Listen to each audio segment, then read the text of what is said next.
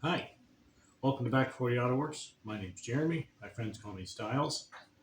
If you've been watching my last video, you'll see that we went to a car show and found another gentleman with a Hudson like this. And as it turns out, his Hudson and this Hudson were in the same building at the same time in New Brunswick. Uh, both cars ended up being built by the same person, which was pretty neat. So I got to talk to him for a few minutes and I learned a little history on this car.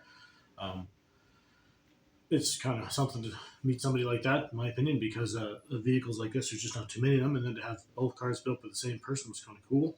So, that some news I'd like to share. If you hadn't seen the last video, um, and then if you've watched any of my videos, and I thank you if you have, you know there's a few ongoing projects around here. This thing and the Buick, um, this had been in a fire, so I had to get in the shop as quick as I can. And I've been stripping an old Silverado for a motor, transmission, harness, and stuff like that for it, which I need to continue to do today. Um, I'm kind of the mindset that might put the Buick on the back burner for a little longer than I had wanted to. I said in my other videos that I was going to just get all the parts and pieces from the Silverado in here and the Hudson in here and go at the Buick, but I keep being reminded by other people and by my own mind that I need to do something with this body of this car fairly quick. So I might just go at blasting and cleaning and grinding all the rust off as quick as I can. And then, of course, that gets a fellow to thinking, if you're going to do all that and prime it, well, you might as well finish the body where you're at. So, as most of you know, my mind goes in 1,000 different directions. Can never stay focused on one project, which is why this thing came home to begin with. Anyway, so focus today is clean up my shop, and which I won't show much of that, but finish stripping the Silverado and get some stuff moving around in here, so maybe I can just go at this and get at least the body done and maybe the motor transmission sitting in it as soon as I can. I would like to really be driving this thing next year. I had tried in the last couple of weeks to try and find an old car just to drive daily because I like old stuff, but for my budget, there just wasn't much around that didn't need to be towed all the way here from the other side or New Brunswick or Nova Scotia. Anyway, so that's why we picked up the old Ram last week. So, again, going to keep going at that Silverado and trying to decide whether I'm going to put in more time on this than I planned or just get the pieces in here and go back at the Buick. Anyway, we'll carry on. Alright, so I moved the motor to the doorway and I made a mess again. I'm pretty freaking good at that. Anyway, that's what the floor dry is for. Got the heater plant in the middle of the truck right now. I'm not sure how much of it I will be able to use. I also took, as you can see, it's missing. There is no brake booster. I took that in the brake pedal assembly as well. You can see the booster outside of the truck as well as the pedal assembly. I also am going to try and maybe take the e-brake. Not really sure. It does have a handbrake in the car already, but we'll see. Trying to take the seats out. I had bought a torque, special safety torque socket for it. As you can see, when you look down here in the seat rail, I think you can see it, that nut has a bit of a flower pattern on it. And I had bought some sockets, but I guess I didn't get one the right size, which is something I like to do. Anyway, I found that a 15mm socket will work in that, if you're careful. And get it on nice and straight as best you can so you don't round those edges off there. And that's where we're at right now.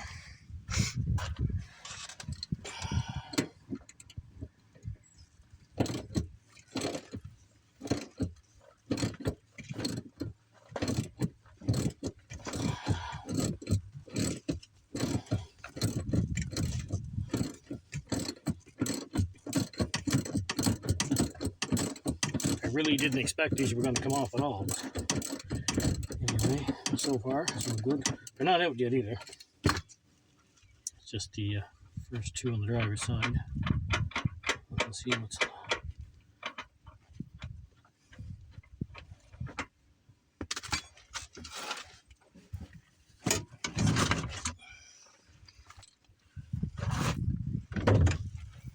Ones for the back here. The back rails are smaller. Then you luck they'll come out alright. Guess they're going to come in handy after all.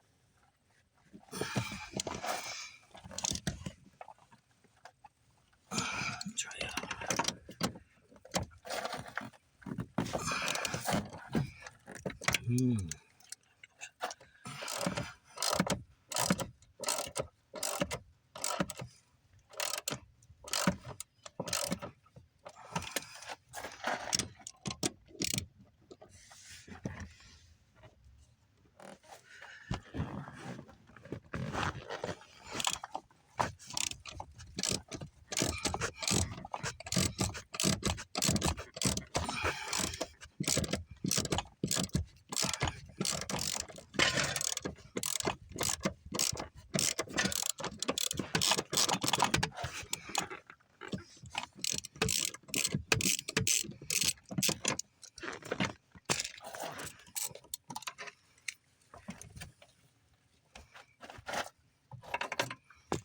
All right, so it should be free.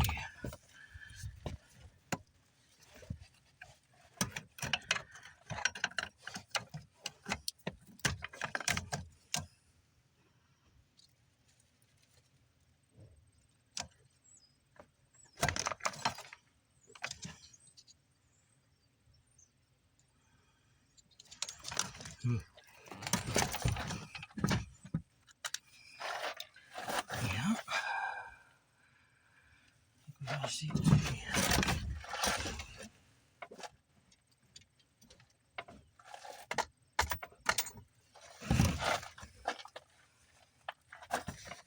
One seat.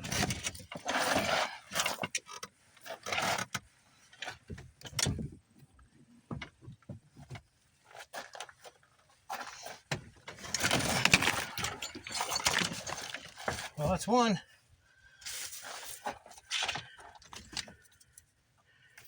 And then I might be loose as well. All right. Oh, money.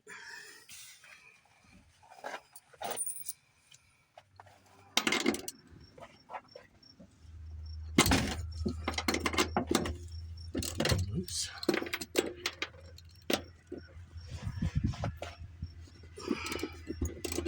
The D40 helps too.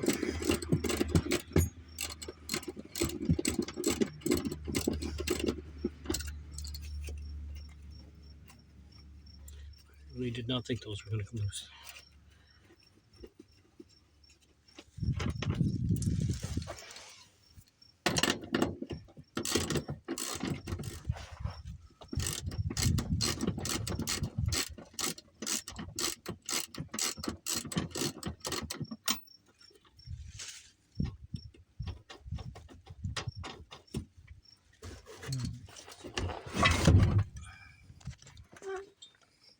Anyway, I'll pop those two seat bolts out.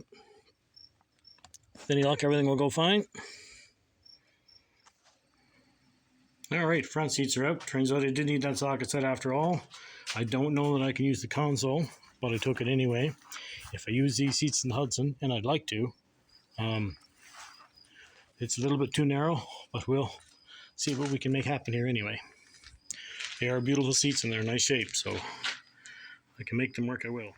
So when I measure this seat, the width on the seat back is fine. It's 58 inches. The Hudson will also take one that's 58 inches, but the seat bottom is quite a bit narrower in the Hudson to take into account for the wheel wells. I'll show you. Now, whether or not you can see in there, the seat back is, of course, I don't have a tape on it, but it's the right width.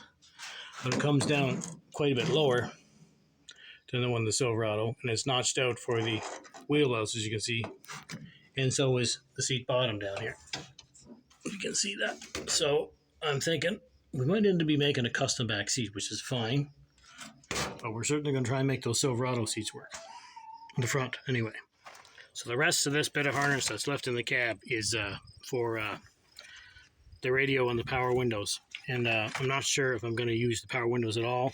Also, this big plug here, there's an airbag module under the seat. And it's soaked. As you can probably see, I don't know if you can see all the corrosion and stuff on it. It's not very good at all. So we're not going to run airbags anyway.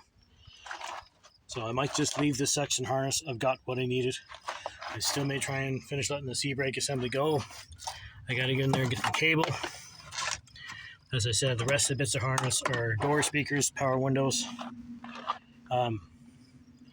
airbag, which I didn't realize. I certainly hope you run an airbag. I'll probably be doing something a little different for speakers and power windows. Well, it's a 4-door, and this is a 2-door. So, yeah, we might pull that setup out of something else. I'd be quite happy with crank windows myself, old manual windows. So the rest of the harness up front here, what's left under the hood is let go and ready to move. Just wheel speed sensors, and the rest of that big chunk of harness that runs to the back. As I said, I'm not using everything, so wheel speed sensors I'll be deleting. So I need to finish letting that go. I need to get underneath the truck and let the rest go, and the rest of the harness back here. So I'm going to try and get the rest of that harness let go right now, then get the truck up and get what little harness is left under the truck and this fuel tank. And then I should be able to send it on its way, I'm hoping. We're getting there. All right, so the last bit of harness is out. That's the piece that went from the engine bay underneath the truck all the way back to the fuel pump. And the gas tank is out. Didn't get the drive shaft yet. As you can see, it's dark. That's all that's left. So, next little bit of daylight, I'll get the drive shaft out. Between the motor and the transmission and the seats, gas tank behind the seats, and the harness is all over here. Bit the dashboard, pigtails, harnesses. There's another total harness sitting in the truck yet. It has to come in here. There's half a Silverado on the floor right here. With any luck, it'll all be going in there. That'll be it for this evening. Okay, so the drive shaft is out and let go. I don't know how much of it I'm going to use. I know I'll certainly need the front yoke, and I'm not sure if we need the back yoke or not. I have to identify exactly what rear end is in that Hudson, and maybe order a couple different yokes. I have this anyway. If I can use it, I will. Although a buddy of mine told me there the other night it might just be cheaper just to order a brand new drive shaft. By the time that's all said and done, it'll have new U-joints and everything to be the right size, so we'll think about that. But for now, we have this in case we need it. Now, I have been thinking that maybe I'll cut some pieces out of the firewall, like for the mounting here for the booster, and the hole over there for where the harness come through, and the hole in the boot for the steering column, which I guess I cut it up. Just wasn't thinking right, thinking, oh, I don't need that. We'll just get rid of it, cut the piece out of it. But now that I actually see how it comes apart in there, I might go to a wrecking yard and get another one. And then there's the holes over here for the heater and AC. I'd kind of like to try to use AC if I can. So the only other thing I'm really going to do with this truck, I think, is cut those pieces out. And I'll graft them into the firewall wherever they have to go in the Hudson, if I can use them at all. It'll just make things a little easier. I have to clean the firewall up anyway. Some holes up there for AC and heater stuff as well. Of course, I don't think the shape and everything is right enough to make everything work, but we'll do what we can. It may save us a lot of trouble in the long run. It might not be worth doing, but I'll take them before she goes down the road. All right, so I did cut a strip out of the firewall. Just enough, big enough section to give me all the holes I need. Over here with the steering column and the harness, and a couple more for the heater box, which I'm not sure I'm going to use, but at least all the holes there for the heater box and the AC. Kind of made a bit of a mess, but you know, fellows can only do so much with zip discs, and that's what I have to work with. This thing is now officially ready to go down the road, ready for William. The jack stands out from underneath there, and he can come get her. And that's going to be it for me for this episode. It's not terribly exciting, I know, but as I said before, you get to a spot in your projects where it's just not. So Silverado was stripped. We're done with her. She's going down the road. So all the pieces that I think I need for the Hudson are cut off the truck and ready to go. I may possibly go right at the Hudson. I know I said I was going to put the Buick, but my mind changes 1,000 times a day. Most of you who know me know that. Anyway, there will be something. It'll either be the Hudson or the Buick for the next episode. I'd like to actually get those pieces into the firewall where I think I need them and get the motor transmission sitting in there.